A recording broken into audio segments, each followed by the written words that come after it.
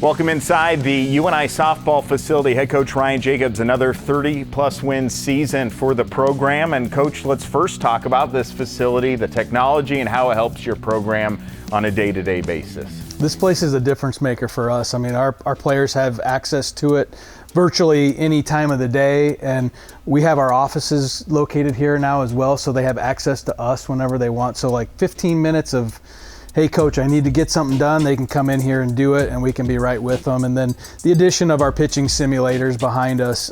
Jane Mertisdorf, longtime UNI softball coach, wanted to give back, and one of the big things she wanted to do was help in the development of our student athletes. And so the pitching simulator that we were able to get this last summer was a huge asset to what we did this year and setting another school record and some of the offensive numbers that we put up. It's a great facility, it's functional.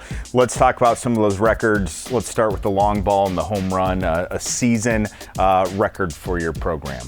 Yeah, it's not something that we set out to do. It's part of our training process. We talk about the anatomy of a double. And if we're doing the right things to put ourselves in a position to hit a lot of doubles, home runs are a byproduct of that mentality. And so that's our focus. And the reason we don't hit, or we try to hit home runs, is because not everybody can do that, but everybody can focus on hitting a double and putting themselves in a good spot. And like I said, that creates some of that home runs that we see, but we know when we hit doubles, we score runs, and that's the name of the game. Quality at bats and walks, another school record for that category. Yeah, I would say that's another byproduct of a process of how we train, and part of having the simulators that we have, we can have a live motion to be able to train our bodies that way, but also, we sit behind and we chart balls and strikes, and we communicate to our players what the zone is, and we want to dominate the zone, and we want to know exactly what it is. So I think one of our best communication terminologies is that's a strike, but good take. Yeah. Knowing that you didn't want that and you can't hit that hard, so let it go.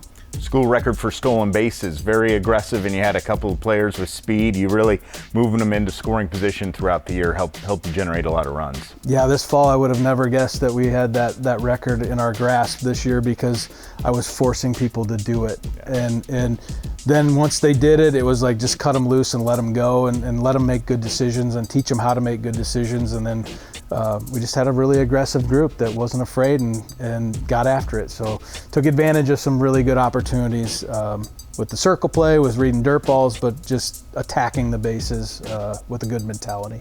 Panthers finished third in the regular season, made it to the semifinals where you faced one of the best pitchers in the country, and still were able to have success hitting home runs and getting some runs. Just talk about the postseason and what you saw out of your kids.